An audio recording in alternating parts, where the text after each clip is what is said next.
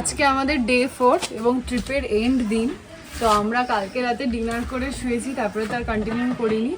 আজকে সকালবেলা উঠে আমরা কাঞ্চনজঙ্ঘা দেখেছি, এত সুন্দর ভিউ, মানে আরও মনে হচ্ছে কাছে চলে এসেছি। তো এখন আমরা বেরোচ্ছি, ব্রেকফাস্ট হয়ে গেছে। ব্রেকফাস্টে এখানে আমাদের আলুর পরোটা করে দিয়েছিল। খাবার হচ্ছে এ ক্লাস। যদি তোমরা কখনো কেউ দার্জিলিংয়ের অফবিট জায়গায় থাকতে চাও তো এই কেসি হোমস্টেতে আসতে পারো। খুবই খুবই ভালো জায়গা এবং মানে খাওয়া থাকা এভরিথিং। রাস্তাটা একটু খাড়াই, যদিও আমাদের কাছে এটা খাড়াই বলে মনে হয়, কারণ আমরা যেহেতু এইসব রাস্তায় চলাচল করি না তাই, বাট সেফ, তোমরা আসতে পারো। আর আমরা এখন বেরোবো, বেরিয়ে যাবো হচ্ছে মিরিক লেক। মিরিকের থেকে গোপালধারা টি এস্টেট, 2 পয়েন্ট আছে, ওখানে যাবো। আর গোপালধারা টি এস্টেট হয়ে টি স্টেট হয়ে আমরা ফিরে যাব বাড়ি। আমরা বাড়ি চলে যাব, ওদের ট্রেন আছে রাত্রে, তো সবাই ট্রেনে করে চলে যাবে। আবার যে যার জীবনে ফিরে যাব। তো আবার নেক্সট ট্যুরে আমরা দেখা হবে। আবার নেক্সট ট্যুরে আপনাদের সাথে দেখা হবে। নেক্সট ট্যুরে আমি একা আসবো না, পারলে মেয়ে বউকে নিয়ে আসবো, নাহলে আসবো না, বলে যাচ্ছি।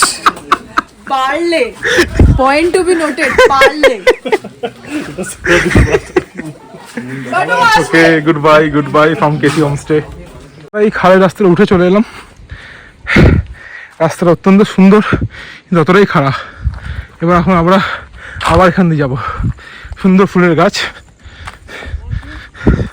সামনে আমাদের একটি, এখানে অতটা খাড়াইনি, বাট তবুও কষ্ট হচ্ছে। দেখা যাক কতদূর আমরা যেতে পারি। পুরো চা বাগান দিয়ে ঘেরা, সুন্দর জায়গা।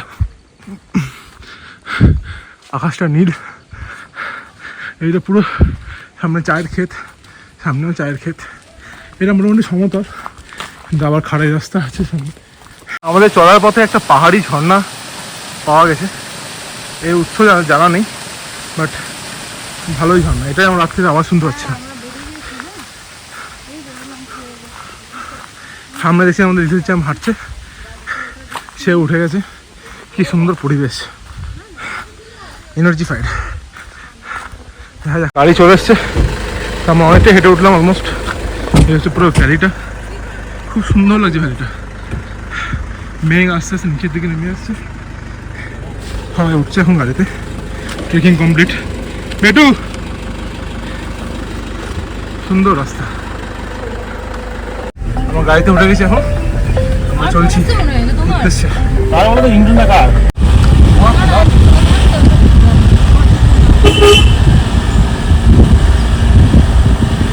রাস্তা যত ভয়ঙ্কর, গন্তব্য ততটাই সুন্দর।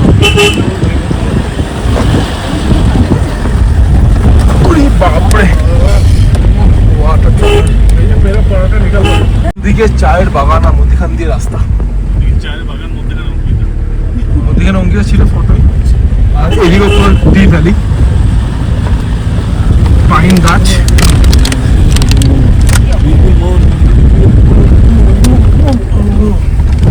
বিউটিফুল।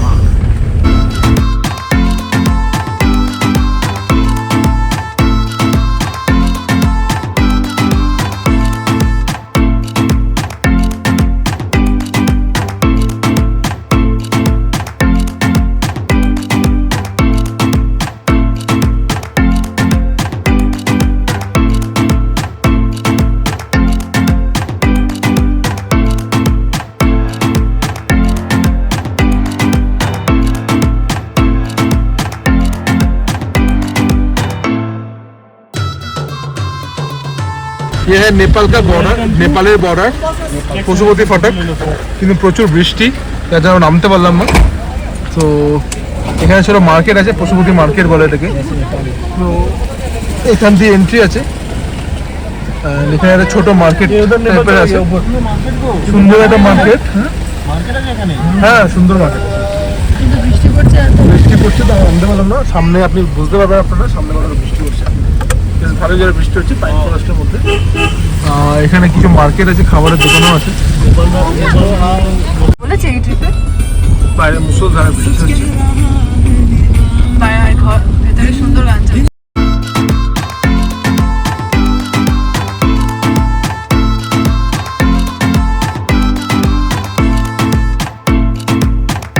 আমরা এখন হলাম গোপালধারা টি স্টেটে।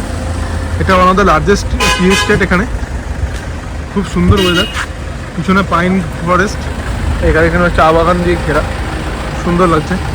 কিছু দোকানও আছে এখানে, চাও কিনতে পারেন। গোপালধারা টি স্টেটে রয়েছি, টি গার্ডেনে রয়েছি। গাছগুলো এত সুন্দর এবং এত সুন্দরভাবে করা, এত সুন্দর লাগছে। এখানে একটা দোকান আছে যেখান থেকে তোমরা জিনিস কিনতে পারো যদি কাউকে দিতে হয়। ভালো মানে এই গার্ডেনেরই চা পাতাগুলো রয়েছে। এখানে 3-4টে দোকান রয়েছে আর বাকি সবটাই টি গার্ডেনে ভর্তি, কুয়াশায় ভর্তি। তো সুন্দর জায়গা। আমরা মানে চা বাগানে যেটা হয় এটা মানে জল সব সময় লাগে যেহেতু, তো এখানে দেখো কুয়াশাও ভর্তি। আর প্রত্যেকটা জায়গা এত সুন্দর।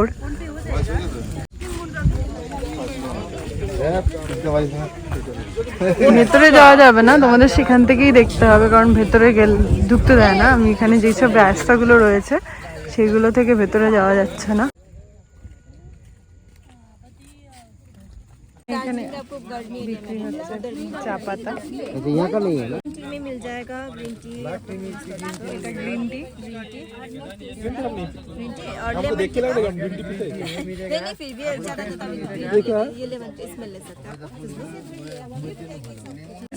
এটা দেখতো কেমন, আমি কি করে বুঝবো? গন্ধটা দিই। और दूसरा ये वाला आएगा আমরা এসে চায়ের দোকানে, অনেক চায়ের দোকান আছে, চা কেনাকাটি হচ্ছে। অনেক রকমের চা আছে, এখানে অনেক দোকান আছে।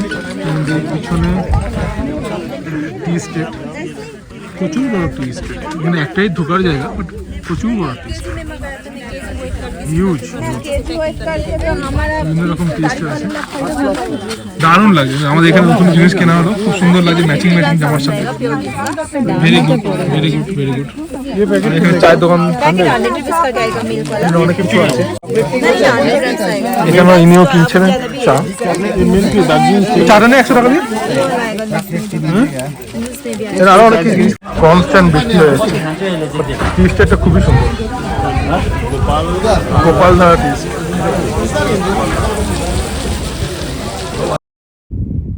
এরপর আমরা আবার যাত্রা শুরু করলাম বাড়ির উদ্দেশ্যে।